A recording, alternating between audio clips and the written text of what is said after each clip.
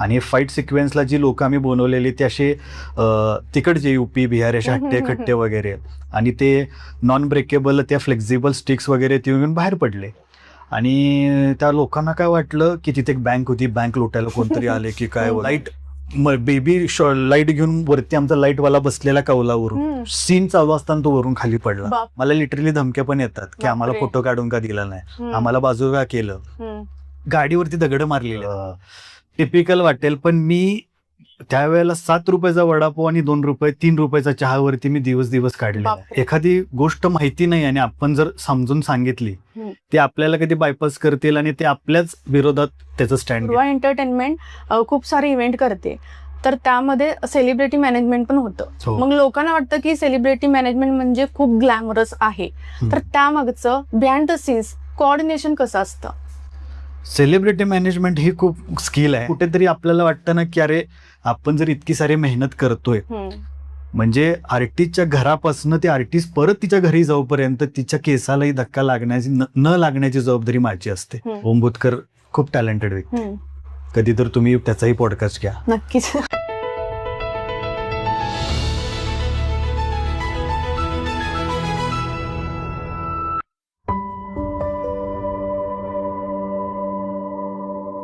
नमस्कार, मी आहे प्रीती आणि तुम्ही बघत आहात टॉक शो विथ प्रीती. सगळ्यात पहिला आपल्या प्रत्येक एपिसोडला तुम्ही भरभरून प्रेम देत आहात, त्यासाठी खूप खूप थँक्यू. आणि आज आपल्यासोबत असणार आहेत एक अशी व्यक्ती ज्यांनी सिव्हिल इंजिनिअरिंग सारख्या प्रतिष्ठित क्षेत्रातून बाहेर पडून आपल्या स्वप्नांचा पाठलाग केला आणि मराठी चित्रपटसृष्टीत आपली एक वेगळी ओळख निर्माण केली. डिरेक्टर, प्रोड्युसर आणि दुर्वा एंटरटेनमेंटचे फाउंडर, अनेक कलाकारांना व्यासपीठ देणारे, अनेक स्वप्नांना दिशा देणारे आणि विठ्ठला शपथ सारख्या यशस्वी चित्रपटामागचं नाव. Please join me in welcoming mister Sukesh Sawardekar sir. Welcome to the show sir. नमस्कार. कसे आहात? मस्त. तुम्ही कसे आहात? मस्त. लाईफ कशी चालू आहे? एकदम छान, मस्त. तर पॉडकास्टला चालू करूया. येस नक्की. सिव्हिल इंजिनिअरिंग सारख्या क्षेत्रातून फिल्म इंडस्ट्रीमध्ये जाण्याचा तुम्ही निर्णय कसा घेतला? रादर मी 10th पासूनच, म्हणजे ज्यावेळी माझी 10वी झाली त्यानंतरच मी या फील्डशी निगडीत होतो. 10वीच्या एक्झाम्स झाल्यानंतर ज्यावेळी आपल्याला सुट्टी होती, मग सुट्टीमध्ये करायचं काय की बाबा आपल्या लाईफमध्ये वेगवेगळे काही स्विमिंग असतात किंवा बऱ्याच लोकांना काही वेगवेगळ्या ॲक्टिव्हिटी करायच्या असतात. मग आपल्या सांगलीमध्ये शांतिनिकेतनला अतुल पेटेंचं वर्कशॉप होतं. मग म्हटलं आपण तो वर्कशॉप अटेंड करून निदान acting, personality development, self development काय आहे. मग तिथून जी सुरुवात झाली ती सिव्हिल इंजिनिअरिंग करत असताना पण मी पुढे चालूच ठेवलं ते सातत्याने. आणि इंजिनिअरिंग करत असताना वॉलचंद कॉलेज ऑफ इंजिनिअरिंगला माझं शिक्षण झालं. मग ॲन्युअल काय फंक्शन्स असतील ते सगळी जबाबदारी माझ्याकडेच होती. मग सेलिब्रिटी गेस्ट बोलवण्यापासून सगळ्या गोष्टी करू लागलो. मग त्याच दरम्यान सांगलीमध्ये म्हणजे राज्यनाट्य म्हणा, करंडक म्हणा, अशा काही गोष्टीची निगडीत राहिलो मी. सो आणि एका संस्थेबरोबर असोसिएट होऊन काम सुरू केलं आपल्या ह्या फील्डसाठी. डिरेक्शन ही आपली फक्त पॅशन नसून आपल्याला जगण्याचं ध्येय आहे, हे जाणीव तुम्हाला कधी झाली? ज्यावेळेला माझं इंजिनिअरिंग कम्प्लीट झालं तर त्यानंतर सांगलीमध्ये करिअर मोस्टली त्या काळात होत नव्हतं की बाबा मुंबईला जायचं होतं. सो तसंच मग मी मुंबईला जाऊन माझं पुढील प्रवास चालू केला. मुळात मला ॲक्टर वगैरे पहिल्यापासून व्हायचंच नव्हतं की बाबा मला अभिनेता व्हायचं आहे, ऑडिशन्स द्यायचे आहेत किंवा काय. ह्या फील्डमध्ये मला असं वाटतं की इतक्या फील्ड म्हणजे डिपार्टमेंट आहेत की आत्ताचे काही नवीन आलेले आपले टॅलेंट आहेत की त्यांना फक्त ॲक्टिंग करायची आहे किंवा ह्या गोष्टी आहेत. पण माझं असं म्हणणं आहे की इतके डिपार्टमेंट आहेत, म्हणजे कॉस्ट्युमपासनं, मेकअपपासनं, डिरेक्शन, अशा अनेक गोष्टी आहेत. सो डिरेक्शन ह्या डिपार्टमेंटकडे मी वळला गेलो. कारण की मी मुंबईला ज्या वेळेला गेलो की काही माझे काही सोर्सेस होते, कॉन्टॅक्ट्स होते की काय करूयात. मग हे कॅमेरावरती स्क्रीन लावून करतात काय, मग हे टेक्निकली कसं आहे. आतापर्यंत आपण स्टेजवरती काम करत होतो, म्हणजे रंगभूमीवरती, तिथे कट, ॲक्शन असे काय अँगल्स नव्हते. मग ते मी आमचे सर आहेत निरंजन पत्की म्हणून, त्यावेळी ETV मराठीला माझे म्हणून तुझे नाव झाले सिरियल होती. मग सरांबरोबर मी असिस्ट करू लागलो. मग ते तिथून मला गोष्टी कळायला लागल्या की हे डिरेक्शन असं आहे बाबा आणि अशा गोष्टी आपण करू शकतो.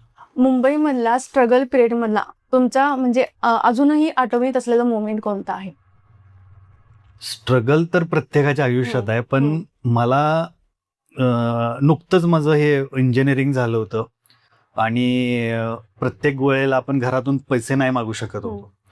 सो मी म्हणजे हे काय म्हणतात ते एक टिपिकल वाटेल, पण मी त्यावेळेला 7 रुपयाचा वडापाव आणि 2 रुपये 3 रुपयाचा चहावरती मी दिवस काढले. बापरे. आणि सकाळी दादर पासून ते मड पर्यंत बाय लोकल हा प्रवास 2-2, 3-3 किलोमीटर मी चालत पण प्रवास केलेला आहे. म्हणजे मला आवड होती म्हणून ह्या गोष्टीला मी स्ट्रगल हे नाव देतच नाहीये, कारण की मला शिकायचं होतं, मला ह्या क्षेत्रात काहीतरी करायचं होतं. सो म्हणून मी प्रयत्न केले आणि जे काय आता थोडंफार अचीव्ह केले ते आहेच. अतुल पेटे सरांच्या ट्रेनिंग सेंटरमध्ये तुम्ही ज्यावेळी ट्रेनिंग घ्यायला गेला, त्यानंतर तुमच्या लाईफमध्ये कसा बदल घडला?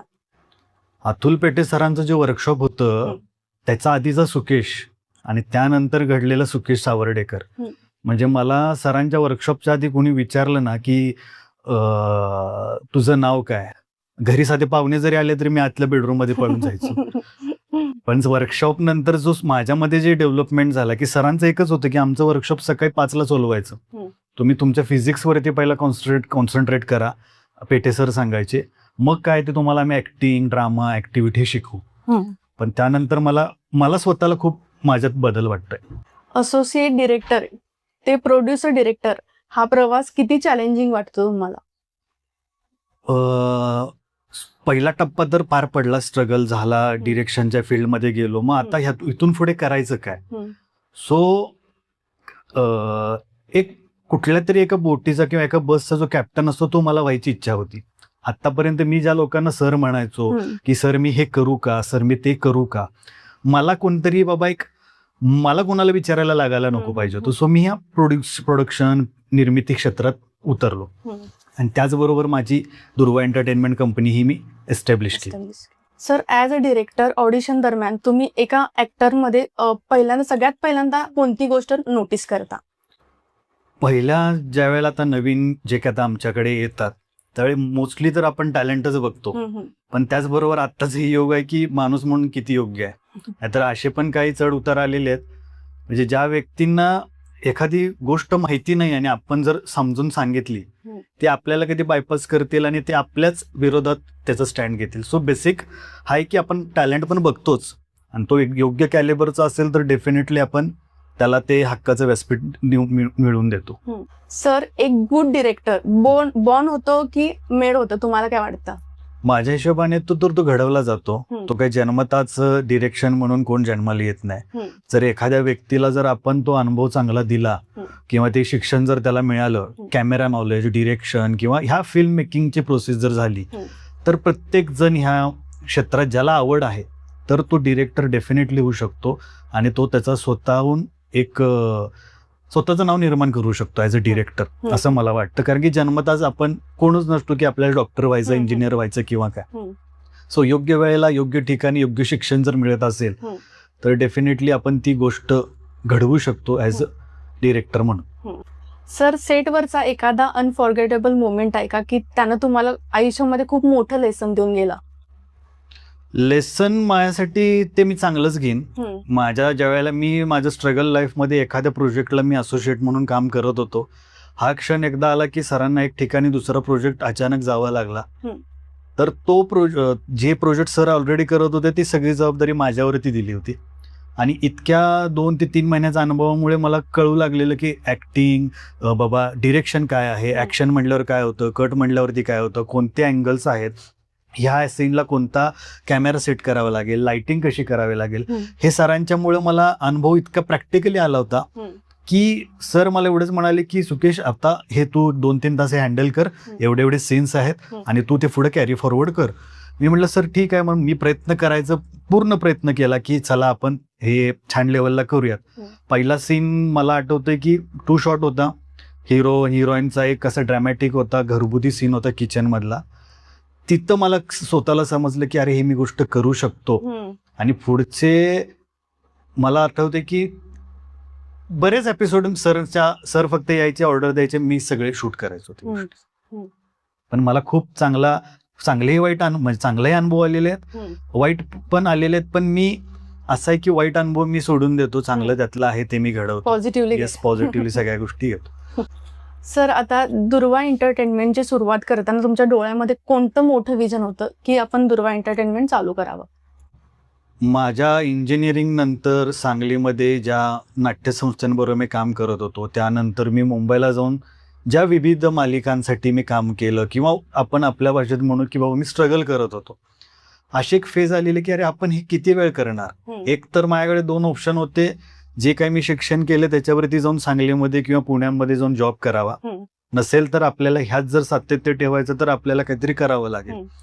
सो गणपतीचा आशीर्वाद घेतला. गणपतीला आपण दुर्वा पाहतो, गणपतीचा पिरियड होता.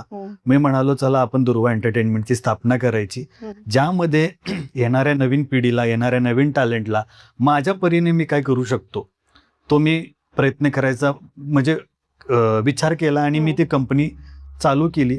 आणि त्यानंतर मी ठरवलं की दुर्वा एंटरटेनमेंट ही लिमिटेड नाही राहणार आहे की फक्त फिल्म मेकिंगच करायचं आहे किंवा आपल्याला सिरियल मेकिंगच करायचं आहे, प्रोड्युसच करायचं आहे. दुर्वा एंटरटेनमेंट असं आता माझ्याकडे पॉलिसी की बाबा अंडर एक रूफ, त्याच्या अंडर आपण खूप काही गोष्टी करू शकतो. मग ते मीडिया, एंटरटेनमेंट, डिजिटल मार्केटिंग असेल, इव्हेंट्स असतील, सेलिब्रिटी मॅनेजमेंट, अनेक गोष्टी करू शकतो. सो मी गेले आज 10 ते 11 वर्ष झाली दुर्वा एंटरटेनमेंटची स्थापना. अरे वा. सर, आज आता more than 90 artist associated with दुर्वा एंटरटेनमेंट. मग हा जो तुमचा म्हणजे विश्वास एवढ्या लोकांनी तुमच्यावर जर ठेवला, तो कशामुळे बिल्ड झाला असं तुम्हाला वाटतं? माझी प्रामाणिकता खूप आहे. म्हणजे मी कामासाठी फार डेडिकेट आहे की मला असे अप्स अँड डाऊन्स किंवा जे आहे ते आहे, समोरच्याला जे वाटेल ते मी क्लिअर करतो की जमते तर जमते. आणि आत्तापर्यंत जे काही मी कमवले किंवा जे काही आर्टिस्ट माझ्याशी निगडीत आहेत त्या सगळ्यांनाही माहिती आहे की सुकेश प्रामाणिक मुलगा आहे, कष्ट करतोय, मेहनत करतोय. सो ते माझ्यावर इतका प्रामाणिकपणे विश्वास ठेवतात. पूर्वी एक किस्सा आहे की ज्यावेळी मी हे चालू केलं आणि आपल्या इथेच भिलवडी म्हणून एक प्लेस आहे सांगली जिल्ह्यामध्ये, तर मला एक एन्क्वायरी आली की गणपती उत्सवासाठी त्यांना एक आर्टिस्ट हवा त्यांचं गणपतीच्या आगमनासाठी, आरतीसाठी. आणि मी फोन केले वगैरे. त्यावेळेला स्टार प्रवाहाला देव्यानी नावाची सिरियल सुरू होती. देव्यानी मधले त्यांना आर्टिस्ट हवे होते. मग ते तिकडेच असल्यामुळे सगळ्या गोष्टी जुळून आल्या आणि मी ते इकडे मॅनेजमेंट केली. आणि मला इतकं हे झालं होतं की अरे पहिलंच आपलं काम आहे. XYZ आर्टिस्टला मी फोन केला तर त्यांनी मला एक आवाजच हवा, एक त्यांचं मानधन सांगितलं. हां, मानधन सांगितल्यानंतर मग अरे आपण आता करायचं काय, कारण की आपण तर हे नुकतंच चालू केलेल्या गोष्टी आहेत. क्लायंटकडनं पैसे यायच्या आधी माझ्याकडनं त्यांना पेड हवेत ना. सो म्हणजे आम्ही त्याची वाट कशी बघणार की अरे भिलवडीवाले आपल्याला पैसे देणार, हे देणार. समोरचा आर्टिस्ट तर म्हणाला की मी उद्यापर्यंत थांबणार नसेल तर मी माझी डेट देऊन टाकणार. सो मला इतके त्यावेळेला वाईट अनुभवले तरीही तो मी कार्यक्रम केला. पण ॲज ऑन डेट आत्ता ह्या क्षणाला किंवा गेले काही वर्ष हा सुकेश असा इव्हेंट आहे, आज मला फक्त तारीख आणि लोकेशन सांग. असं पण माझे काही चांगले अभिनेता अभिनेत्री मित्रमैत्रिणी आहेत ना, माझं इव्हेंट झाला, कुठलाही फंक्शन झालं, मी 1 आठवड्याने त्यांना पेमेंट केलेलं आहे. अरे वा. म्हणजे हे मला माझ्यासाठी अचिव्हमेंट वाटते की हे मी कमवलंय. दुर्वा एंटरटेनमेंट खूप सारे इव्हेंट करते, तर त्यामध्ये सेलिब्रिटी मॅनेजमेंट पण होतं. मग लोकांना वाटतं की सेलिब्रिटी मॅनेजमेंट म्हणजे खूप ग्लॅमरस आहे, तर त्यामागचं बिहाइंड द सीन्स कोऑर्डिनेशन कसं असतं? सेलिब्रिटी मॅनेजमेंट ही खूप स्किल आहे, कारण की एकाच वेळेला तुम्हाला 10 जणांना मॅनेज करावं लागतं. एका बाजूला बघाल तर जो आर्टिस्ट येणार आहे त्या आर्टिस्ट पासून ज्यांच्यासाठी तुम्ही बोलवताय त्या लीडरच्या कार्यकर्त्यांपर्यंत तुम्हाला ते मॅनेज करावे लागतात. एखादं उदाहरण जर घेतलं तर समजा मी पुण्यामध्ये एक इव्हेंट करतोय नवरात्री उत्सवचा. 9 दिवस 9 सेलिब्रिटी दुर्वा एंटरटेनमेंट त्या XYZ नेत्याचा कार्यक्रम नवरात्री उत्सव करतात. पण ते 9 दिवस रोज एक अभिनेत्री, रोज त्यांचे कार्यकर्ते. म्हणजे दुपारी समजा 12 वाजता जर आर्टिस्ट मुंबईतून निघतेय, सकाळी 10 वाजल्यापासून फोन येतात. हा कुठं आहे, निघली का, कुठं आहे, निघली का. हा फोन ठेवतोय तर त्याच्या दुसऱ्या, हा कुठं आहे, निघली का. म्हणजे तिथपासून ते संध्याकाळपर्यंत आम्ही पोचेपर्यंत जो मेन लीडर आहे तिथपर्यंत प्रत्येकाला मला उत्तर देणं अपेक्षित असतं. ह्यातून दिसताना खूप छान वाटतं, अरे हम्म. सुकेश तिच्यासोबत आला, हम्म, सुकेश हिच्यासोबत आला, वगैरे वगैरे. मला लिटरली धमक्या पण येतात की आम्हाला बापरे. फोटो काढून का दिला नाही, आम्हाला बाजूला केलं. गाडीवरती दगड मारलेले आहेत आमच्या. बापरे. म्हणजे ज्या आर्टिस्टचं क्रेज आहे, गाडी थांबवली नाही, मागून दगड मारून काच बीज फोडून टाकलेले आहेत. म्हणजे दिसताना खूप छान वाटतं. की बघताना काय वाटतं मॅडम, की समजा आता तुम्ही आहात, तुमचा एक प्रोडक्ट लॉन्च आहे किंवा तुमचा खूप मोठा आपण समजत हळदी कुंकूचा समारंभ आहे. सामान्य ऑडियन्सला, रसिकांना काय वाटतं की प्रीती मॅडमनी इतका मोठा महोत्सव घेतलेला आहे. पण प्रीती मॅडमनी उत्सव जरी घेतला असेल, समजा प्रीती मॅडमनी अमृता खानविलकर यांना बोलवलेलं आहे त्यांच्या हळदी कुंकू समारंभासाठी, पण ते अमृता खानविलकर बोलवण्यासाठी प्रीती मॅडम आणि अमृता मधला दुवा हे दुर्वा एंटरटेनमेंट आहे. त्या माध्यमातून हे घडलेलं आहे. म्हणजे असे पण प्रसंग आहेत की खूप सक्सेसफुल इव्हेंट झालेले आहेत, पण आपल्या नावाची कोण दखल पण घेत नाही. म्हणजे मला काय त्याचा प्रॉब्लेम नाहीच आहे की आपल्या नावाची दखल घ्यावी किंवा न घ्यावी, पण कुठेतरी आपल्याला वाटतं ना की अरे आपण जर इतकी सारी मेहनत करतोय, म्हणजे आर्टिस्टच्या घरापासून ते आर्टिस्ट परत तिच्या घरी जाऊपर्यंत तिच्या केसालाही धक्का लागण्याची न लागण्याची जबाबदारी माझी असते. म्हणजे इतका रिस्क फॅक्टर मी घेऊन त्या 3 तासात फिरत असतो. आजकाल तर बाउन्सर्स आले आहेत. मी बाउन्सर्स नव्हते त्यावेळेला मी माझी मुलं प्रोटेक्शन द्यायची. आता हे फॅड सगळं सुरू झाले की व्हॅनिटी, बाउन्सर्स किंवा काय. आता हे गेले 3-4 वर्ष. पूर्वी कुठे होते व्हॅनिटी? एखादं हॉटेल रूम बुक करा, आर्टिस्ट आली, चेंज झालं, मग तिथून कार मधनं प्रवास करा. आता सगळ्या गोष्टी ऍक्टिव्हली आणि इझिली झालेल्या आहेत. चांगले पण अनुभव आहेत, पण वाईट तर भयानक आहेत. सर, मला ऐकायला आवडेल की दुर्वा एंटरटेनमेंट काय काय इव्हेंट्स करते? दुर्वा एंटरटेनमेंट सगळ्या पद्धतीचे इव्हेंट करते. कॉर्पोरेट करते, लाईव्ह बँड्स करते, म्युझिकल शोज करते, अभंगवाणी करते. आता नुकताच आपल्या सांगलीत झालेला फोक आख्यानसारखे शो आपण मॅनेज करतो. नवीन येणारे जे काही टॅलेंट आहेत, म्युझिशियन्स आहेत, त्यांचे शोज करतो. नवतारिका जे काही रियालिटी शोज आहेत, संपूर्ण सगळ्या पद्धतीचे शो करते. दहीहंडी उत्सव मध्ये आपले सेलिब्रिटी असतात. इथे आपल्या मिरजेचेच आदरणीय समितदादा कदम दहीहंडी उत्सव काल मागच्या वर्षी झाला. जवळजवळ 8 आर्टिस्ट आपण मॅनेज केलेले. आपल्या सांगलीचे महापौरांची, माजी उपमहापौर धीरजजी सूर्यवंशी असतील किंवा आत्ता महापौर, त्यांचे इव्हेंट्स आपण केले होते. पुण्याला केले, सगळ्या महाराष्ट्रात केले. आता नुकतंच म्हणजे तुम्ही म्हणाल तर खूप मोठा इव्हेंट माझ्या आयुष्यातला चेंबूरला, मुंबईला माहुल कोळी महोत्सव. 3 दिवसाचा महोत्सव असतो मॅडम. अरे वा. 2-4.5 एकर मध्ये ते फक्त सेटअप आहे त्यांचा. आणि ते सगळं फक्त आर्टिस्टच नाही, स्टेज, साऊंड, लाईट, संपूर्ण जबाबदारी आपल्याकडे असते. रोज जवळजवळ 15 ते 20 सेलिब्रिटी, आर्टिस्ट किंवा फिल्मचे प्रमोशन्स, असे रोजचे तिथे 3 दिवसाचा महोत्सव असतो, माहुल कोळी महोत्सव. परत त्याच पद्धतीने नवरात्री उत्सव असा तुम्हाला मागाशीच उल्लेख केला तसा असेल. दहीहंडी उत्सव झालं, गणेश उत्सवांसाठी आरतीसाठी असेल, किंवा हे जेवढे XYZ मोठमोठे ब्रँडचे स्टोर ओपनिंग्स असतात, एन्डोर्समेंट असतात, त्याच्यासाठी पण आपण सेलिब्रिटी प्रोव्हाइड करतो. सर, आता दहीहंडीचा विषय निघालाय, तर दहीहंडी आयोजन करताना तुम्ही ते क्राऊड मॅनेजमेंट किंवा ते सगळं आर्टिस्ट मॅनेजमेंट हे सगळं कसं मॅनेज करता त्यावेळी? आता दहीहंडी बद्दलच बोलायचं झालं तर समजा आपण तारीख समजा पकडूया, परवा दहीहंडी आहे, त्याची तयारीच मला 8 दिवस करावी लागते. मला स्वतःला 2 वेळा फील्डवरती जाऊन व्हिजिट करावी लागते. जे कोण आपले कार्यकर्ते किंवा ज्यांनी कोणी आयोजन केलेलं असतं त्यांना बसून समजून सांगावं लागतं की तुम्हाला आर्टिस्टसाठी वेगळा रूट करावा लागेल, सामान्य लोकांसाठी वेगळा रूट करावा लागेल, डान्सर्ससाठी तुम्हाला वेगळी तयारी म्हणजे रिक्वायरमेंट करावी लागते. आणि आजकाल तर इतकं छान मॅनेजमेंट होते की प्रत्येकाला एक व्हॅनिटी मिळते, बाउन्सर्स आहेत, काही आपले पोलीस प्रशासन आपल्याला मदत करतं. आता खूप इझी आहे मॅडम, खूप. म्हणजे आता तर मुंबईवरनं कोल्हापूरला फ्लाईट पण कन्व्हिनियंट झालेली आहे. पूर्वी 10-11 तासाचा प्रवास करायला लागायचा इकडे यायला, बाय रोड. परत इथून परत जा, परत शूट करा. आता फार इझी झालेलं आहे. आणि क्राऊड मॅनेजमेंटसाठी तर पहिल्यांदाच मी सांगून ठेवतो की आर्टिस्ट तुमच्या कार्यक्रमाची शोभा वाढवायला येते, त्याची काळजी तुम्हालाच घ्यावी लागेल. तुम्हाला शेवटी यू आर पेईंग, किंवा तुम्ही जर हे करताय, फोटो काढणं हे स्वाभाविक आहे, पण कुठेतरी तिला पण मर्यादा आहे किंवा त्यालाही मर्यादा आहे. तुम्ही 100 जणांबरोबर फोटो काढू शकता, 1000 जणांबरोबर काढून चालणार नाही ना, की प्रत्येकाला आपण एंटरटेन करू नाही शकत. नाही. सो तुमचे काही ठराविक मोजकी लोक असतील, कार्यक्रम 7 वाजता असेल, 5 वाजता हॉटेलवरती या, तुम्ही त्यांचं स्वागत समारंभ करा, तुमचे जे काही फोटो काढायचे काढून घ्या, पण ऑन लोकेशन त्याच नेत्याच्या एका व्यक्तीने जर फोटो काढायला चालू केलं, मग बाकीची लोक म्हणतात आमचा का नाही, मग त्यातून मग आमच्यासारख्या लोकांचं काय होतं, तुम्ही त्यांना देता मग आम्हाला काय देत.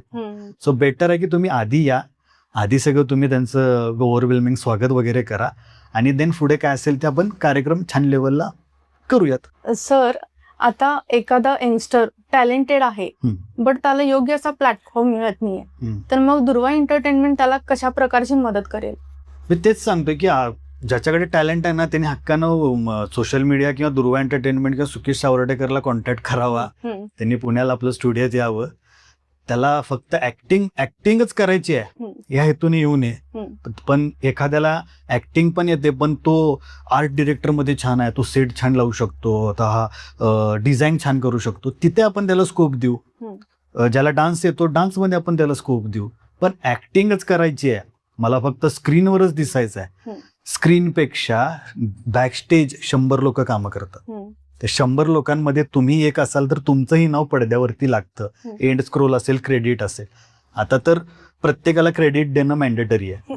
हा, म्हणजे साधा आता हे माईक जर समजा XYZ स्पॉन्सर केलाय, यू शुड, म्हणजे तुम्हाला ते लिहावं लागतं स्पॉन्सर्ड बाय XYZ, किंवा मला समजा कोणी ट्रॅव्हल पार्टनर, हे सगळं आहे. सो दुर्वा एंटरटेनमेंटला तुम्ही संपर्क करा, ज्याच्या कोणाकडे टॅलेंट असेल. आपण स्वतःही आपलं प्लॅटफॉर्म आहे, आपले म्युझिक व्हिडिओज आपण करतो, वेब सिरीज करतो, मालिका करतो. सो आता आपण त्यांना चान्स डेफिनेटली देऊ शकतो. म्हणजे आज सर डिजिटल एरामध्ये नेटवर्किंग किती महत्वाचं आहे असं तुम्हाला वाटतं? डिजिटल मार्केटिंग किंवा डिजिटल ह्या ज्या आता गोष्टी चालू आहेत, नेटवर्किंग असायलाच हवं. कारण की पूर्वी किंवा आता थिएटर रिलीज चित्रपट करत असताना, पूर्वी तर मला आठवते ते रील्स वगैरे वरती ते चित्रपट टेलिकास्ट व्हायचे थिएटर्समध्ये. आता UFO मुळे, युनायटेड फिल्म ऑर्गनायझेशन, ह्या गोष्टीमुळे एकाच वेळी 100 थिएटरला फिल्म सॅटेलाइट तो रिलीज होऊ शकते. पण ते 70 mm वरती आपण बघू शकतो, चांगली quality, 5D HD sound effect, सगळ्या गोष्टी. पण डिजिटल नेटवर्किंग का हवं आहे, समजा एखादा आपला हा पॉडकास्ट आहे, तो टाकतोय, जर आपल्याला तितका रीच असेल, आणि रीच म्हणजे काय, आपलं नेटवर्क स्ट्रॉंग पाहिजे. एखादा एक व्हिडिओ अपलोड झाला, समजा प्रीती टॉक विथ प्रीती हा शो समजा आता अपलोड झाला, प्रीती मॅडमना बघणारे वर्ग कोण आहे, त्यांच्या आजूबाजूचा अल्गोरिझम काय आहे, त्यासाठी नेटवर्किंग खूप गरजेचं आहे. आणि आता तर मला असं वाटतं येणारा काळ हा डिजिटलच होणार आहे. डिजिटल म्हणजे डिजिटल की आता फ्रायडेला जर फिल्म रिलीज होती एखादी, तुम्ही एका OTP वरती, होम थिएटरवरती तुम्ही घरात थिएटरचा अनुभव घेऊ शकता. म्हणजे इतकं योग पुढे गेलेलं आहे. सो नेटवर्किंग तर मला तर वाटतं हवंच, आणि तेवढा रीच पण हवा, आणि मार्केटिंग तर मजबूत असेल तर आपला कॉन्टेंट लोकांपर्यंत डेफिनेटली जातो. ते 30 सेकंदात माणूस स्क्रोल करण्याचा थांबला पाहिजे, म्हणजे नाही का. मी 2019लाच म्हणालो होतो की येणारा काळ हा डिजिटल युगाचा ह्या चित्रपटसृष्टीसाठी. युट्यूब सारखा मोठा ब्रँड किंवा आपण युट्यूब सारखा प्लॅटफॉर्म जर शॉर्ट्स मध्ये 200 मिलियन्स इन्व्हेस्ट करतो, म्हणजे त्यांना काहीतरी फ्युचर दिसलंय ना, की हे व्हर्टिकल व्हिडिओज मध्ये काय फायदा आहे. 3 मिनिटं, 3.5 मिनिटं, 4 मिनिटाच्या व्हिडिओ बघायला तर कुणाला वेळ नाही. फास्ट 1 मिनिट 30 सेकंदमध्ये, 1 मिनिटात 30 सेकंद 60 सेकंद केलं त्यांनी. त्यामध्ये आता तुम्हाला एक कॉन्टेंट लोकांपर्यंत द्यावा लागतो. हे का? कारण की तो लोकांची गरज आहे ती. म्हणजे तुम्हाला लोकांना जे हवंय ते आपल्याला द्यायचं आहे, आपल्याला काय हवंय ते नाही. सो डिजिटल मार्केटिंग आणि नेटवर्किंग आणि मार्केटिंग खूप गरजेचं, आणि येणार आहे अजून पुढच्या 2 वर्षात.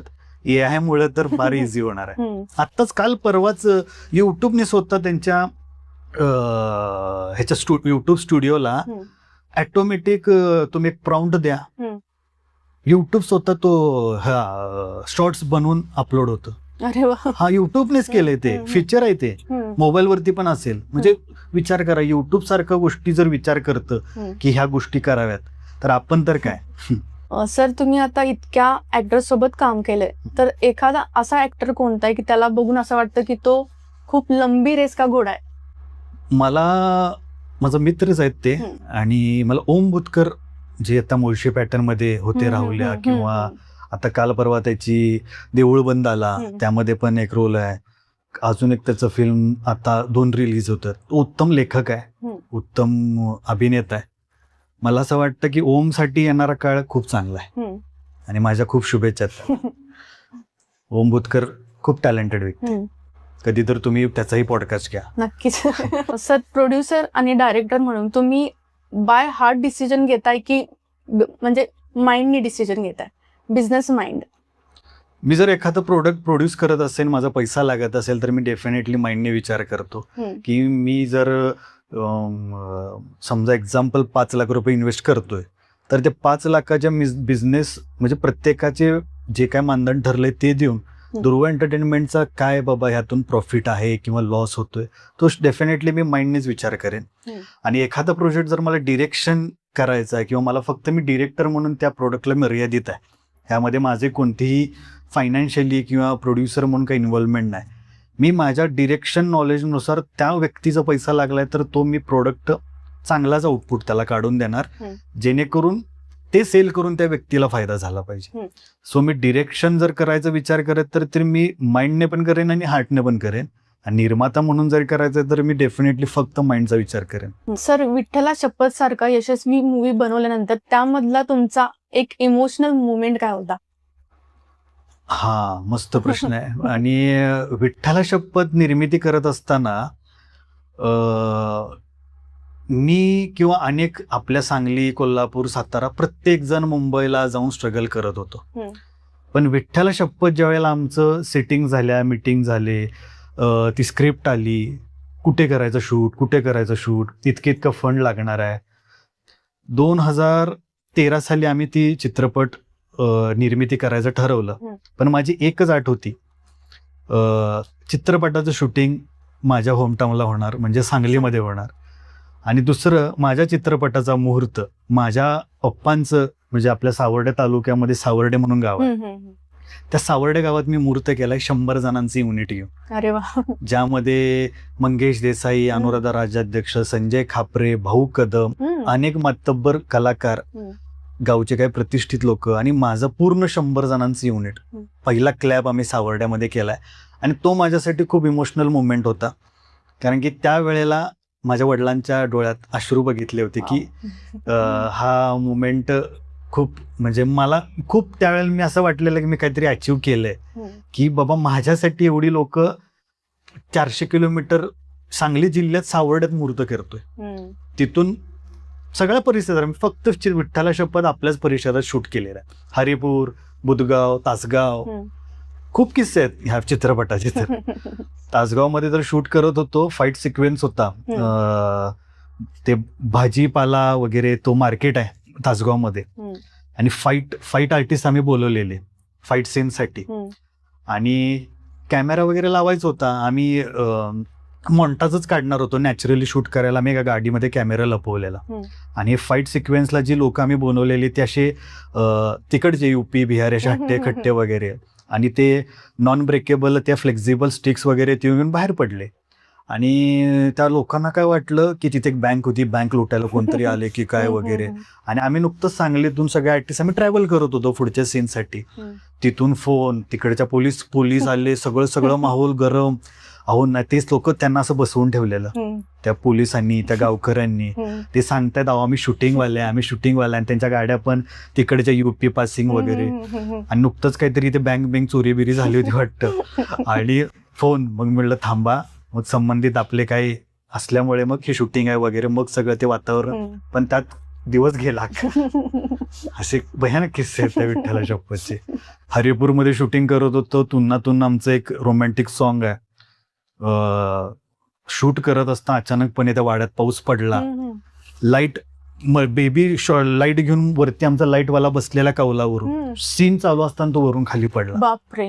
म्हणजे अनेक असे किस्से त्या हरिपूरमध्ये झालेले आहेत. पाऊस पडला, रिशूट तर 2दा केले मी फिल्म, तरी पण मी थांबलेलो ना मॅडम. ती फिल्म 2017ला रिलीज केली. अशा अनेक फिल्म माझ्या स्टुडिओमध्ये 17 फिल्म माझ्या रेडीमेड तयार आहेत, रिलीज नाही आहेत. पण फिल्म रिलीज केली, आता अमेझॉन प्राईमला आहे. चिनार महेश यांचं म्युझिक आहे. चांगले लोक, उमेश जाधव यांनी कोरिओग्राफी केली आहे. चांगलं प्रोडक्ट होतं. पण आता मी ठरवलं की फिल्म नाही करायची, वेब सिरीज, म्युझिक व्हिडिओज. आता आम्ही नुकतंच मालवणला एक ब्रँड प्रमोशन करून आलो, रिसॉर्ट्स. अच्छा. तर तशा निवेदिता अशोक सराफ त्यांच्यासोबत आम्ही मालवणला 2 दिवस शूटिंग करून आलो. म्हणजे आता सध्या आपण ह्या गोष्टी खूप फोकस करतो, कारण फिल्ममध्ये काय होतं, 1-2 कोटी रुपये टाका आणि आपल्या मागे तेवढा चॅनलचा बॅकअप हवा, की म्हणजे पब्लिसिटी म्हणा, प्रेझेंट करण्यासाठी. सो इतकी इन्व्हेस्टमेंट आत्ताच्या ह्या जगात करणं म्हणजे थोडी रिस्क आहे. सो वेब सिरीज म्हणा, म्युझिकल व्हिडिओज म्हणा, हे ब्रँड प्रमोशन्स म्हणा किंवा टॅलेंट मॅनेजमेंट म्हणा, तर आता आपण ते सध्या फुल फ्लेज करतोय. पण तरीही पुढे भविष्यात जर काय संधी आली तर आपण डेफिनेटली फिल्मसाठी पण विचार करू. कारण की लोक पण विचार करतात, मॅडम, की एका बाजूला सर सलमान खानचा बोर्ड दिसतोय, ह्या बाजूला विठ्ठल शपथ बघायला जाणार नाही. बट ऑब्व्हियसली माझ्यासारखा व्यक्ती किंवा इथे आपली सगळी कोण टीम असेल, तो काय होणार नाही, आपण नंतर बघू, आपण पहिला सलमानचा फिल्म बघू. यासाठी जर मराठी फिल्म, आता चांगले दिवस येत आहेत, पण ऑन बोर्ड किंवा ऑन पेपर वेगळी गणित आहेत. म्हणजे त्यावर बोलायला अजून एक पॉडकास्ट घ्यावा लागेल, की इतके पैसे लावायचे आणि शुक्रवार, शनिवार, रविवार, सोमवारी फोन येतो की शो कमी आहेत, फिल्म काढू का. बापरे. त्या निर्मात्याला, त्या प्रेझेंटेबलला. आणि काय होतंय, तुम्ही निर्माता म्हणून पैसे लावाल, पण पब्लिसिटी आणि प्रमोशनला तुम्हाला प्रेझेंटर घ्यावा लागतो. आणि ज्यावेळी पहिला चेक येतो ना प्रॉफिटचा, तो पहिला प्रेझेंटरला द्यावा लागतो, मग राहिलेले उरले सुरले निर्मात्याचे पैसे. असं आहे. सो लागतं नाही का, की दुर्वा एंटरटेनमेंट प्रोड्यूस XYZ प्रेझेंट, पहिला प्रेझेंटचे पैसे द्या, तो मोकळा होणार.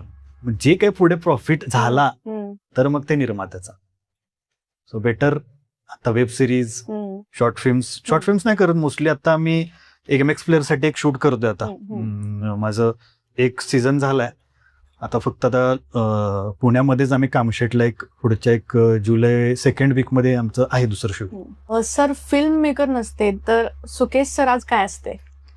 मी फिल्म मेकर नसतो तर मला माझं स्वप्न होतं की माझं स्वतःचं नाट्यगृह असावं, जिथे नाटकांचे प्रयोग होतं. खूप असे लॅविश ऑडिटोरियम असावं आणि 1-2-3 हॉटेल असावेत आणि उद्योगपती म्हणून मी असतो, असं माझं स्वप्न होतं. बघूया भविष्यात काय होतं त्याला. सक्सेस मिळाल्यानंतर स्वतःला ग्राउंडेड ठेवण्यासाठी तुम्ही काय करता?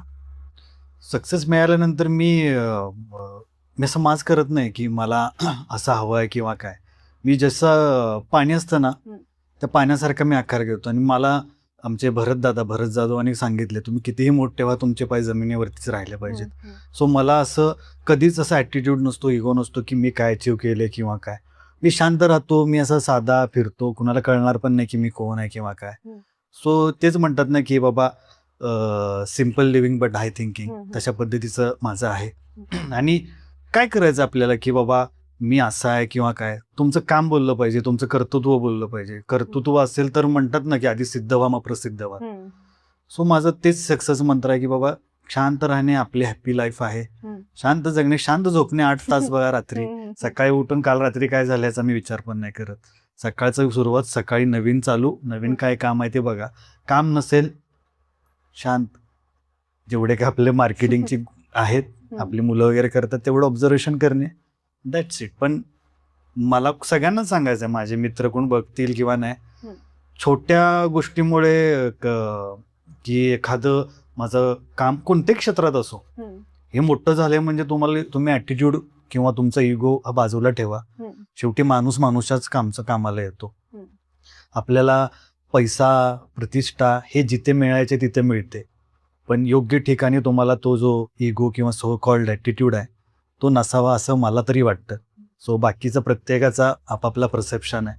सो शांत, ग्राउंडेड राहणे, जमिनीवरती राहणे आणि उंच विचार करणे. नक्कीच. न्यू फिल्म मेकरसाठी तुमचा प्रॅक्टिकल ॲडवाइस काय असेल? न्यू फिल्म मेकरसाठी मला इतकंच म्हणायचं आहे की सुरुवातीलाच तुम्ही निर्मिती किंवा फायनान्शियली उतरू नका. फिल्म मेकिंग ह्या क्षेत्रात अनेक डिपार्टमेंट आहेत, अनेक direction, assistant director, associate director, DOP, camera knowledge असेल तर खूप स्कोप आहे. खूप ह्या आपल्या रियालिटी शोसाठी 9 कॅमेरे लागतात, अरे बाप काय काय ठिकाणी 10 कॅमेरे लागतात. हम्म. कपिल शर्मा शो मध्ये 14 कॅमेरे लागतात. अरे 14 कॅमेऱ्यासाठी प्रत्येकाला एक डीओपी लागतो. सो असे अनेक डिपार्टमेंट आहेत. हेअर डिपार्टमेंट आहे, तुम्हाला मेकअप चांगला येत असेल तर मेकअप डिपार्टमेंट आहे, हेअरची टीम वेगळी असते, मेकअपची टीम वेगळी असते, कॉस्ट्युम वेगळे, हे आपण सोनं नाणं किंवा जे काय ऑर्नामेंट घालतो ती टीम वेगळी आहे. सो अभिनेता अभिनेत्री हेच बघण्यापेक्षा तुम्ही व्हरायटी ऑफ जे डिपार्टमेंट आहेत तिथे तुम्ही करिअर करा. कारण की एक चित्रपट बनवण्यासाठी 100 लोक लागतात. फक्त दिसताना एक हिरो हिरोईन आणि विलन दिसतो, पण ज्या वेळेला 3 तास संपल्यावरती एंड स्क्रोल जाते पण शेवटपर्यंत ते कोण बघत नाही. ते स्क्रोल चालू असताना थिएटरवाले पण लाईट लावतात. सगळं ते कोण काय केलं हे कोणाला घेणं देणं नसतंय.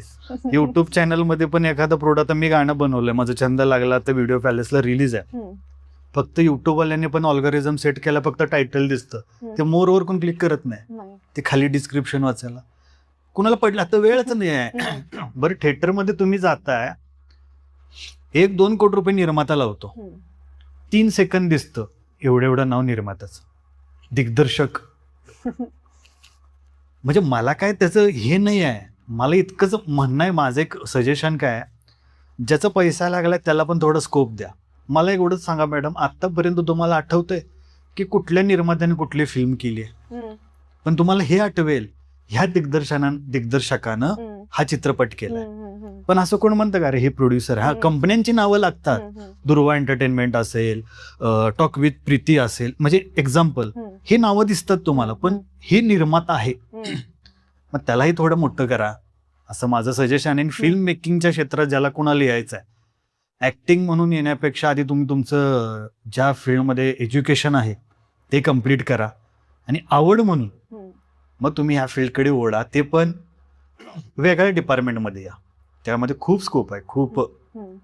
म्हणजे मी काय म्हणतात, सेटवरती एक पिन जरी, किंवा आता आपण जरी पॉडकास्ट शूट करतोय, इथे पाणी नसताना पण आपल्याला धावपळ करावी लागते.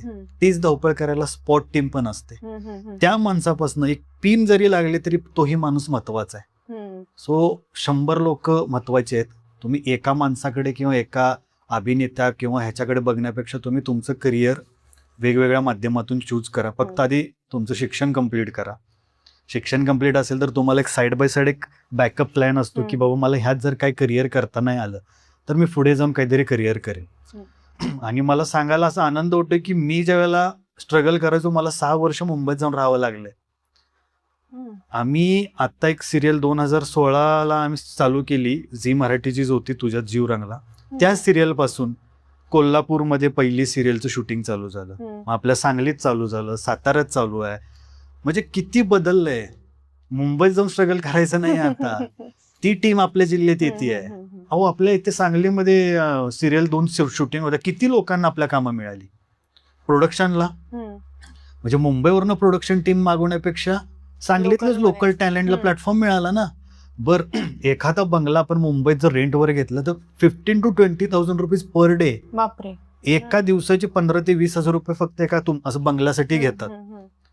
पण तेच आपल्या भागात आल्यावर कॉस्ट कटिंग झाली ना, ते मंथली पेड करायचं आहे. ट्रॅव्हलिंग वाचलं, किंवा फक्त एकच त्रास होतो की आर्टिस्टला इकडे येऊन स्टे करावा लागतो. पण लोकल टॅलेंटला अशा माध्यमातून खूप मोठा काय म्हणतात चान्स मिळतो. सो असं काहीतरी करा, आणि चांगलं एक क्षेत्र, आनंद वाटतो ह्या क्षेत्रात काम करायला, मला तरी वाटतो. कारण की माझी आवड आहे. माझ्याकडे काम आता नव्हतं किंवा आहे, मी हे सोडत नाही की बाबा माझे काय बाकी बिझनेस आहे तिथे मी लक्ष घालू किंवा काय नाही. मी सातत्यानं हेच व्यवसाय करतो आणि मी हेच करत राहीन.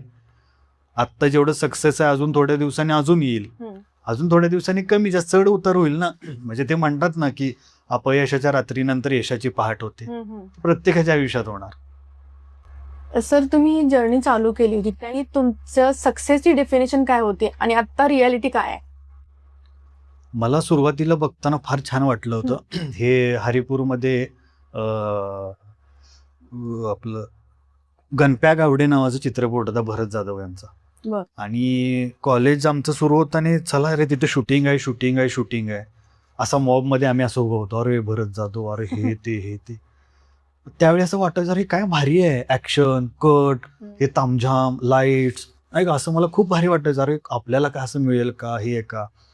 मग एका माध्यमातून भरतदादांची ओळख झाली आणि तिथून मग असं वाटायला लागलं की गर्दीतला सुकेश आणि आज त्याच्यासाठी गर्दी होते. म्हणजे हा बदल मी माझ्यात डेव्हलप केलेला आहे. मी गर्दीत उभा होतो, पण आज कुठेतरी काहीतरी स्वामींची कृपा आहे म्हणून तुम्ही मला बोलवलंय, मी इथे बसलोय आणि कॅमेरा समोर आहे. याच्या आधी मी त्याच्याकडेच होतो ना. आणि सक्सेस माझ्यासाठी हेच आहे की सातत्य. तुम्ही डगमगायचा नाही की तुम्हाला हार आले, तुम्हाला कामं नाही आहे किंवा काय, येईल आज ना उद्या काम येईल. मला टेन्शन आलं, मी शांत झोपतो, सकाळी उठतो, बाबा काल काय झालंय त्याच्यावर फक्त विचार करून, चुकीचा विचार केल्यावरती तेवढंच डोक्यात राहणार ना. मग ती चुकीचा भाग फक्त काढतो, चांगलं त्यातलं काय काय राहते त्याच्यावरती वर्कआउट करतो. असं माझं तर नेचर आहे. आणि सक्सेस तर प्रत्येकाला मिळणार. ह्या जगात आलो तर कोण हारायला नाही आलंय, प्रत्येक जण सक्सेस होणार. आणि थोडंफार आता मी आहे सक्सेस. म्हणजे प्रयत्न करायला पाहिजेत. होय होय, सातत्य ठेवणं, पॉझिटिव्हिटी ठेवणं, तुमची मेहनत दिसली पाहिजे. त्याच्यानंतर तुम्ही अजून एक आहे की प्रामाणिक राहा तुमच्या कामाशी. कामाबरोबर प्रामाणिक असाल तर ह्या जगात कोणच तुम्हाला थांबवू शकत नाही, कारण की तुमच्याकडे एवढं टॅलेंट आहे. तर का कोणाला तुम्हाला थांबवेल का. आता अनेक उदाहरण आहेत हो, म्हणजे आता नावं घेणं योग्य आहे की नाही योग्य, पण अनेक उदाहरणं आहेत जी ह्याचे डाऊनफॉलला गेलेत, पण ते आता खूप मोठ्या लेवलला, खूप मोठ्या लेवल. मग ते त्यांनी त्यांचं हे थांबवलेलं नाही आहे की काम करणं किंवा नाही हारलेत किंवा काही वेगळी गोष्ट केली आहे. नाही, सातत्य. आपल्याला रोड आहे ना, आपल्याला ठरवलंय की हा रोडवरनं आपल्याला तो ब्रिज क्रॉस करायचा आहे. मग पाऊस येऊ दे, ऊन पडू दे, भूकंप होऊ दे, तुम्ही थांबा थोडा वेळ, पण चालत राहा. सर, तुमचं असं कोणतं ड्रीम प्रोजेक्ट आहे जे अजून कम्प्लीट व्हायचं बाकी आहे? मला साऊथ मधले 1-2 फिल्म्स आहेत, त्याचे माझं आता राईट्स किंवा जे काही टेक्निकल गोष्टी आहे ते चालू आहे. मला तशा फिल्म्स आपल्या मराठीमध्ये करायच्या. बरं, फिल्म्स मला थिएटर रिलीज वाईज करायच्या असतील त्याही योग्य, ठीक आहे, जसं प्रेझेंट असेल, प्रेझेंटर मिळतील तसं. पण तसे छोटेच मला वेब सिरीज टाईप तसे फिल्म्स करायचं किंवा तसं वेब सिरीज करायचं आहे. किंवा निदान त्यांचं जे टेक्निकली, ज्यांचं गाणं पण बघा, ग्रँड म्हणजे ग्रँड. इथं आपण 100 डान्सर असतो, तिथे 500 डान्सर असतात, एकच हिरो. म्हणजे इतक्या ग्रँड लेवलला करतात. मी एका फिल्मला शूटिंगला गेलो इथं हैदराबादला. एका गाण्याच्या शूटिंगला मॅडम 8 कॅमेरे होते. 8 कॅमेरे. म्हणजे त्यांना कटिंग वाईज तो एडिटर काय कट करत असेल. अरे मी म्हणलं अरे मला इनके साथ एडिट पे भेटणार. आणि लाईव्ह एडिटर बसलेला, लाईव्ह. इथे शूट झाला, ड्राईव्ह चल लाईव्ह. सकाळची शिफ्ट संध्याकाळी पण रफ स्क्रॅच त्याने असं हे दाखवलेला, तर ऐसा होगा, ऐसा होगा, ऐसा होगा. इतकं फास्ट. म्हणजे मला तेच विचार आहे, आता समजा आपण हा एक कॅमेरा लावला, कटिंगला आपल्याला एडिटिंगला झूम आउट, कटिंग, हे सगळ्या गोष्टी कराव्या लागतात. त्यांनी 8 कॅमेरे लावले, त्यांचा वेळ किती वाचला. हे जर आपण 2 कॅमेरे लावले, 2 दिवस जातात हे गाणं करायला.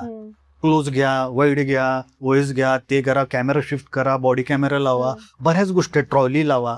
त्यांनी सुरुवातीच पासून वेगवेगळे अँगल लावून ठेवलेत. ज्यांना जसं हवा ते तसे कापतात. फक्त आर्टिस्ट मुवमेंट करतो. 500 जण नाचत होते मॅडम, 500. काय ग्रँड होतं, जबरदस्त. म्हणजे पैसा पण तितका लागतोच, पण त्यांची कामाची पद्धत भयानक. इथं जर समजा ते काय म्हणतात, समजा इथं पाणी पडलंय, डिरेक्टर बघायचे तो माणूस पुसून जायचा. म्हणजे इतकी ते असे प्राऊंड होते त्या सेटवरती.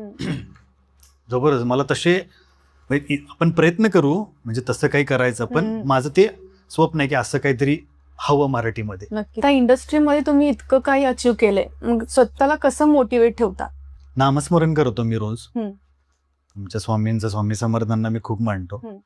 आणि मी कधी जरी डिमोटिवेट झालो किंवा मला निराश व्हायचं आहे, मी फक्त आधीचं माझं पास्ट आठवतो की आता मी इथंपर्यंत येऊन जर मला डिमोटिवेट वाटतंय की अरे मला कायच होत नाही, माझं कामच होत नाही, समोरचे व्यक्ती असे वागतात, किंवा आता असं काय झालंय की काही लोकांमुळे पण आपल्यावरती परिणाम होतो, कामावरती परिणाम होतो. समजा काय मतभेद झाले किंवा ओके, आपल्या आजूबाजूची लोक काम करणारे आहेत, समजा आपल्याबद्दल काय बॅकबिचिंग करतायत, तरीही त्रास होतो की आपण एवढा सपोर्ट करतो किंवा काय.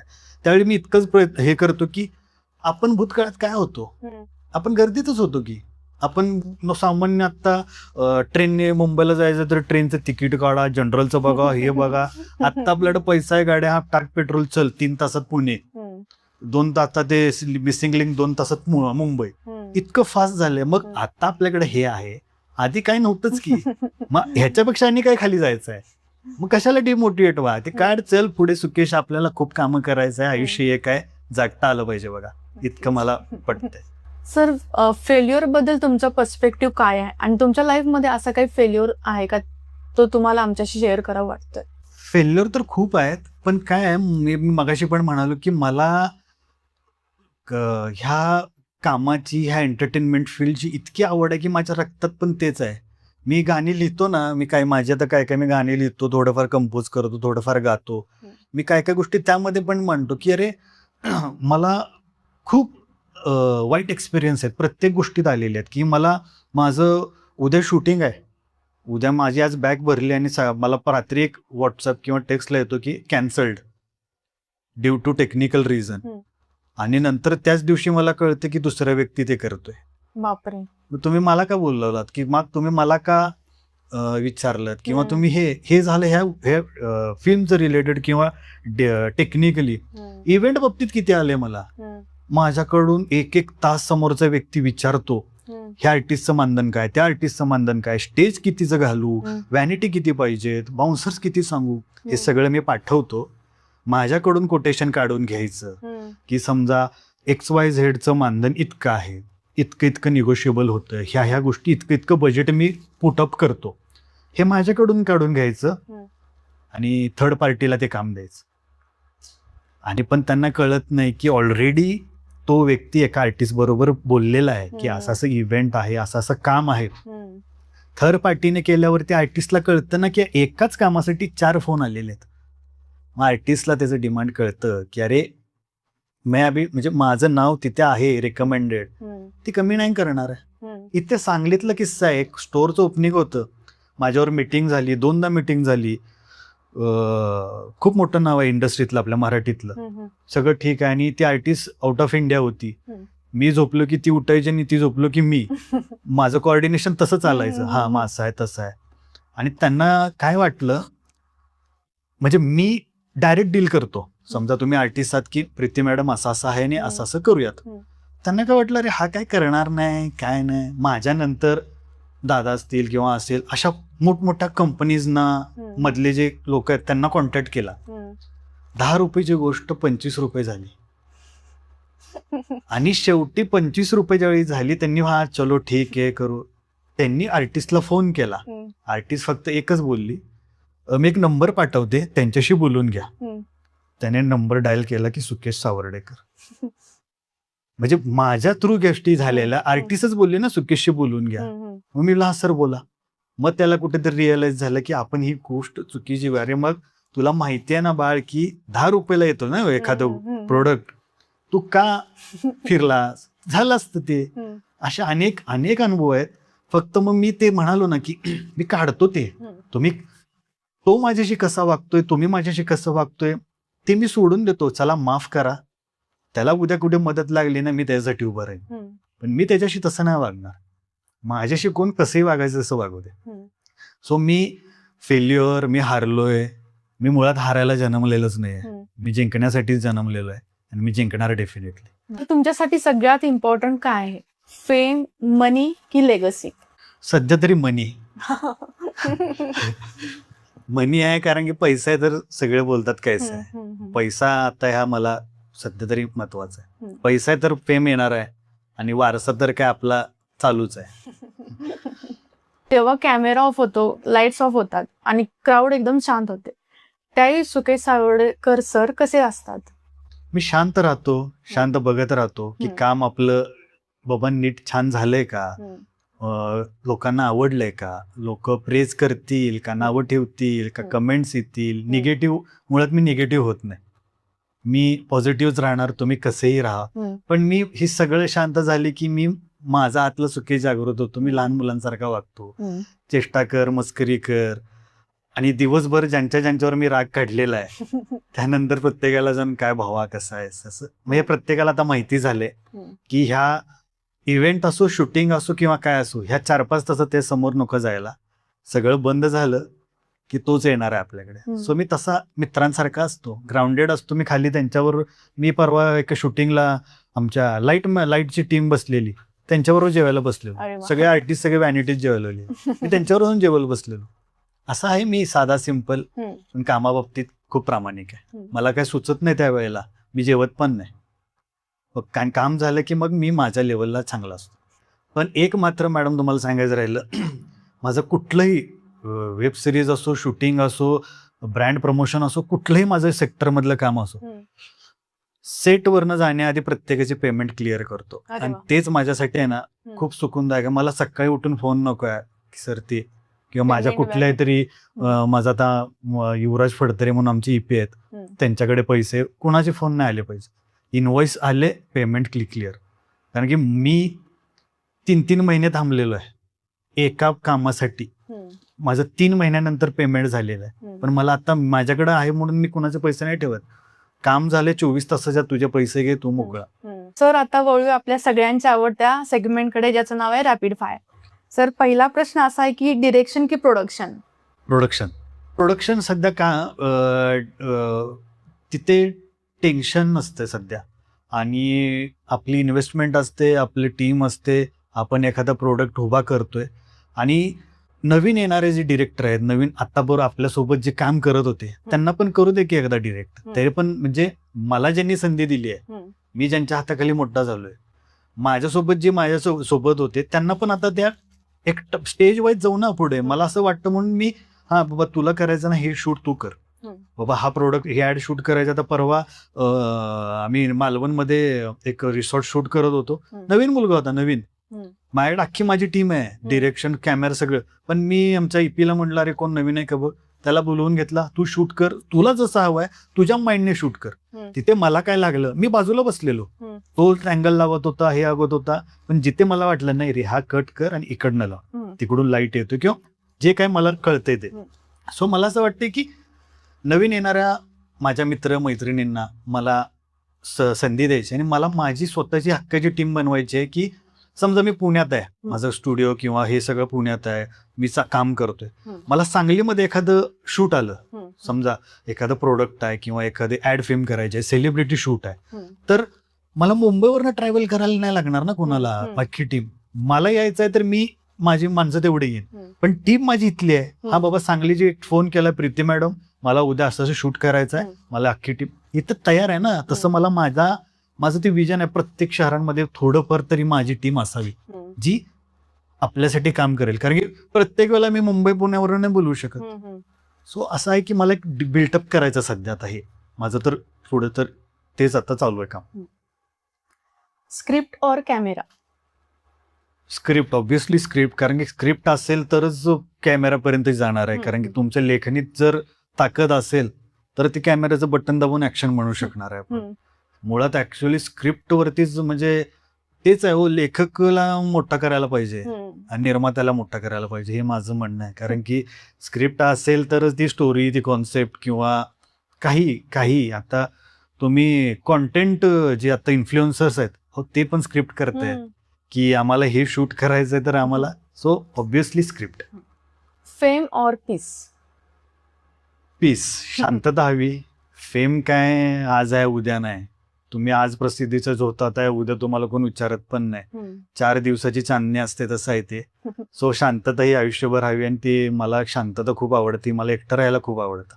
सो बट ऑब्व्हियसली की मला पीसच हवं आहे. कारण की फेम कसा मॅडम, की क्षणी काय होते की तुमच्याकडे आज लाईमलाईटला तुम्ही आहात, आणि उद्या कालांतराने जर ते गेलं, तो मानसिक त्रास होऊन काय करायचा आहे. त्यापेक्षा शांत राहणे, पीस. मुंबई की सांगली? सांगली, MH10.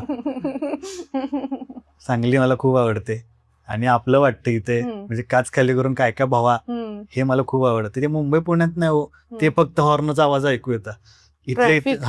इथले तिकडे जायचं असेल तर मला 10 वेळाला आम्हीच गाडीचा हॉर्न वाजवत नाही, बाकीची दुनिया आम्हाला पीप पीप करते, आणि त्यात गाडी पण MH10. सो मला सांगली खूप वाटतं भारी, आणि आपलं वाटतं. ती नदी ओलांडली की आपल्या जिल्ह्यात आल्यासारखं वाटतं मला. टी और coffee? Black coffee. Black coffee आवडते, जरा झोप सारखी येते म्हणून मी हम्म. ब्लॅक कॉफी प्रेफर करतोय सध्या. 5 महिने झाले. मग त्याच्या आधी त्याच्या आधी मी चहा प्यायचो. ते पण का सेटवर ते नाही का सतत आपलं, पण ते खूप त्रास झाला. सो मी Acidity वगैरे. हा एक्झर्शन व्हायचं आणि खूप फिजिकली पण जरा लक्ष द्यायला पाहिजे. ते मालवणला किंवा कुठे आउटडोर शूट करताना तर स्किनचा प्रॉब्लेम होतो, उन्हात हे ते. आणि आपण तर काय आर्टिस्ट नाही की आपल्याला व्हॅनिटी, मेकअप. सो ते आता मला स्वतःवरती काय म्हणतात स्किन केअर किंवा स्वतःवरती लक्ष द्यायचं आता माझं सध्या आहे. सेल्फ केअर चालू आहे. Yes yes yes definitely. Sunrise की मिडनाईट क्रिएटिव्हिटी? मिडनाईट क्रिएटिव्हिटी म्हणता येईल, पण स्वप्नातलं ती सत्यात होत नाही ऑब्व्हियसली, नाही का. मला स्वप्न पडतात खूप असं करायचं, पण ते सकाळी उठून काय काय मुद्देच लक्षात राहतात. आणि इतर वेळेला माझ्या डोक्यात खूप कॉन्सेप्ट येतात, किंवा मी एकांतात असो किंवा गाडीत असो. काल परवा मी इकडून जातानाच कराड क्रॉस केल्यावर सहज एक गाणं सुचलं मला, गाणं पावसाळ्यावरती. अरे वा. हा, मग आता ते लिखाण चालू आहे, आता बघूया ते त्याच्यावरती पण आता आम्ही करू. आता माझं गणपतीचे गाणे येते, ते मगाशी सांगायचंच राहील. सो मिडनाईट क्रिएटिव्हिटी आपण. रिस्क की comfort zone? Comfort zone. Risk खूप घेतले आयुष्यात, म्हणजे 5 वर्ष खूप रिस्क घेऊन आज इथं आहे. सो आता कम्फर्ट हवा जरा. सो मला म्हणजे इतकं पण हे नाही, पण मी ऍडजस्टेबल आहे, पण तितका पण नाही. So comfort. ड्रीम बिग की स्टार्ट स्मॉल? Dream big. स्वप्न खूप मोठी बघतो मी, खूप म्हणजे खूप. म्हणजे माझ्या काय क्षमतेपेक्षा इंटू 10 करतो त्याला. 10x झूम 100x झूम करून बघतो स्वप्न. ही माझी स्वप्न आता काय खूप मोठी आहेत. ते मोठी स्वप्न बघितली तर त्यातले 10% पूर्ण होईल मला असं वाटतं. म्हणून मी 100% स्वप्न बघतो आणि 15% पूर्ण करायचा प्रयत्न आहे. आता वाटचाल तशी सुरू आहे, पण आहे अजून आयुष्य आपल्याकडे. डेफिनेटली सुकेश सावर्डेकर अजून काहीतरी अचीव्ह करते. नक्कीच सर. शाहरुख खान की अमिताभ बच्चन? ह्याचं उत्तर मी सलमान खान दे. मला म्हणजे सलमान खान खूप आवडतात. मी एकदा भेटलोय त्यांना इकडे गोडावत कॉलेजला शूट होतं त्यांच्या ह्यांचं किक का काहीतरी, किक नाही सॉरी, जय हो सॉरी जय हो. सोहेल खानचं होतं, मांजरेकर सर होते, जेनेलिया होती, ह्या आपल्या गोडावत कॉलेज. बहीण होती का? हा, ती सुसाईड करते. मग ते गोडावत कॉलेजला शूटिंग होतं, मग ते मांजरेकर सर वगैरेमुळे भेटलो. 5 मिनिटाचंच होतं. अशा आले, मी हातात हात दिला, ब्रेसलेट फिरवल्याने मी तिथंच असा ब्लँक, काय असं म्हणजे लाल लाल टोमॅटोच.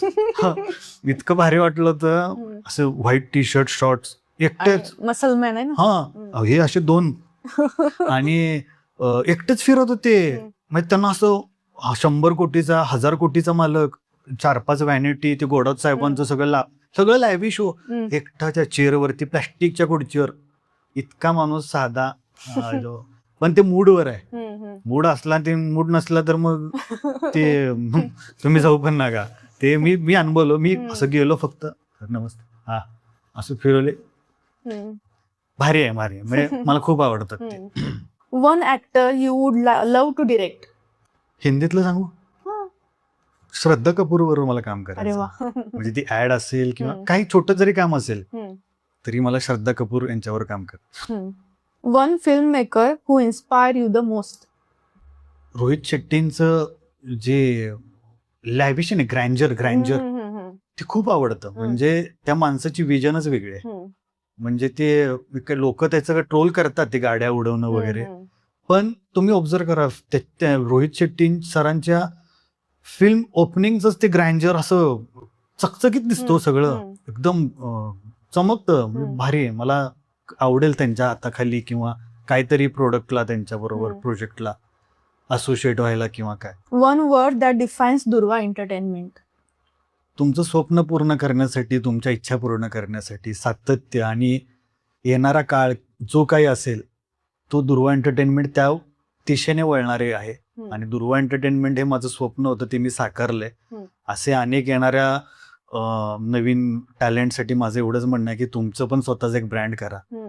म्हणजे 1 महिना 30 दिवस कष्ट करून 1 दिवस पैसा कमवण्यापेक्षा तुम्ही 3 ते 4 दिवस सातत्याने मेहनतपूर्वक काम करा की रोज पैसा तुमच्या अकाउंटला आला पाहिजे. सो दुर्वा एंटरटेनमेंटसाठी मला तेच आहे की मी ते विजन ठेवलंय आणि प्रत्येकाला इन्व्हाइट आहे आणि माझ्याकडनं छोटं का होईना मी त्याला चांगली दिशा दाखवेन, पण त्या दिशेचं वेगळं रूपांतर नको आहे. आणि पॅशन आहे, पॉझिटिव्हिटी तुम्हाला जाणवेल दुर्वा एंटरटेनमेंटमध्ये.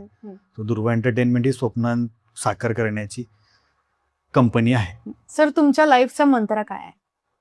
माझ्या लाईफचा मंत्र आहे की खरं राहावा, प्रामाणिक राहावा, सातत्य ठेवा आणि कुणाला फसवू नका. झालं. आणि काय म्हणतात, स्ट्रगल प्रत्येक टप्प्यावरती. आता वरती येताना पण आपल्याला पायऱ्या चढताना पण तो स्ट्रगलच आहे. सो स्ट्रगल हे बाजूला ठेवा. तुम्हाला जर ती आवड आहे एखादं प्रोजेक्ट करायची किंवा फिल्म क्षेत्रात यायची, तर मी इतका स्ट्रगल केलाय, मी तितकंही सांगायची गरजच नाही आहे. अरे ते तुला हवं आहे, तुझी आवड आहे ती, तुला त्या गोष्टीचं होतं म्हणून मग आपण का सांगायचं की मी एवढा रोज स्ट्रगल केलाय किंवा काय. आता आपल्या एवढ्या सगळ्या कॉन्व्हर्सेशन मध्ये मी फक्त एक गोष्ट सांगितली की मी फक्त काय खात होतो आणि तिथून मी काय प्रवास करत होतो. पण अशा अनेक स्ट्रगलिंग गोष्टी आहेत, पण मला त्या स्ट्रगल वाटतच नाही आहे किंवा मी काही सॅक्रिफाईस केल्यासारखं वाटतच नाही, कारण की मला ते करायचं आहे. किंवा मी जे स्वप्न बघितलेलं की अरे मी प्रत्येक वेळेला म्हणतो स्वतः मालक सुकेश सावर्डेकर बोलतो, मी काय काय वेळेला माझ्या कॅप्शन मध्ये पण लिहितो. सो मला आवड आहे तर मी का म्हणू की मला स्ट्रगल आहे, मी एवढं मेहनत केली आहे, मी एवढं खायचं नाही. मला आवड आहे ना, मी कम्प्लीट केले, मी त्याला स्ट्रगलचं नाव देणारच नाही. आणि तुम्हाला सांगायचं विसरलो की दुर्वा एंटरटेनमेंटच्या अंडर आपलं एक सेक्टर आहे म्हणजे दुर्वा म्युझिक फॅक्टरी. त्यामध्ये आपण काय करतो की लव्ह सॉन्गपासनं प्रत्येक फेस्टिवलचं सॉन्ग असेल आणि आपण नवीन कलाकारांना घेऊन ते गाणं करतो. आणि आता येणाऱ्या गणपतीमध्ये येणारा गणेश माझा हे आपलं एक गाणं येतंय यूट्यूबला आणि म्युझिक मराठी चॅनल जसे 9 एक झकास, सी वाजवा, संगीत मराठी ह्याच्यावरती हे गाणं आपलं रिलीज होतंय. ह्याच्या आधी आपले छंद लागला, ट्रेंडिंग गाणं, असे 2 ते 3 गाणे आपले रिलीज झाले. तर तुमच्या माध्यमातून मला एवढंच सांगायचं की कुणाकडे ज्याला म्युझिकचं आवड आहे, ज्याला लिखाणाची आवड आहे, ज्याला जो कंपोजर आहे आणि ज्यांची गाणी पण तयार असतील की बाबा त्यांना गाणं बनवायचं पण योग्य प्लॅटफॉर्म मिळत नाही, तर तुम्ही डेफिनेटली मॅडमच्या थ्रू मला कनेक्ट करा आणि आपण हे प्रोडक्ट किंवा तुमचं जे काय म्युझिक सॉन्ग असेल ते आपण खूप मोठ्या लेवलला लॉन्च करू, इतकी हमी मी देतो. आणि आपल्या जिल्ह्यातल्या आजूबाजूच्या ठिकाणून कुणालाही काय म्युझिक रिलेटेड काम असेल तर तुम्ही सांगा, दुर्वा एंटरटेनमेंट ते प्रोजेक्ट ऑन एअर आणेल, प्लॅटफॉर्म चांगला करून देईल. तर सर, तुम्ही आम्हाला वेळ दिल्याबद्दल तुमचे खूप खूप थँक्यू. आणि आपल्या ऑडियन्सला सांगा की तुम्हाला इथे येऊन कसं वाटलं. सर्वप्रथम thank you so much Preeti madam आणि दादा जे आहेत कॅमेऱ्याच्या मागे त्यांचेही खूप आभार. आणि सुकेशला आमचं गेले 2-3 दिवस, 1 आठवडा आमचं बोलणं चाललेलं पण काही कारणास्तव झालं नाही ते. सो तुम्हालाही तुमचे काही इन्स्पिरेशनल्स किंवा काय तुमच्या गोष्टी असतील तर तुम्ही मॅडमशी संपर्क करा आणि talk show with Preeti madam ह्या चॅनलला खूप सबस्क्राईब करा आणि शेअर करा. आणि मनापासून धन्यवाद की माझ्यासारख्या कलाकाराला किंवा तुम्ही हे व्यासपीठ दिले किंवा सांगलीत तुम्ही हा सेटअप केलाय, हे कौतुकास्पद आहे. आणि भविष्यात माझ्याकडून दुर्वा एंटरटेनमेंटकडून तुम्हाला कोणत्याही पद्धतीची मदत लागली, एनिथिंग, तुम्ही मला हक्काने सांगा. हा सुकेश तुमच्यासाठी असेल. आणि पुन्हा एकदा thank you so much. Thank you sir. तर हे होते सुप्रसिद्ध डिरेक्टर, प्रोड्युसर आणि दुर्वा एंटरटेनमेंटचे founder mister Sukesh Sawardekar sir. आजचा एपिसोड तुम्हाला कसा वाटला आम्हाला कमेंट करून नक्की सांगा. आणि तुम्हालाही फिल्म मेकिंगमध्ये ऑपॉर्च्युनिटीज हव्या असतील तर तुम्ही डिरेक्टली दुर्वा एंटरटेनमेंट सोबत संपर्क साधू शकता किंवा माझ्या इंस्टाग्रामच्या टॉक शो विथ प्रीतीवरती मला DM करू शकता. लवकरच भेटूया अशाच काही इंटरेस्टिंग गेस्ट सोबत. तो पण टेक केअर आणि माझ्या चॅनलला सबस्क्राईब करायला विसरू नका.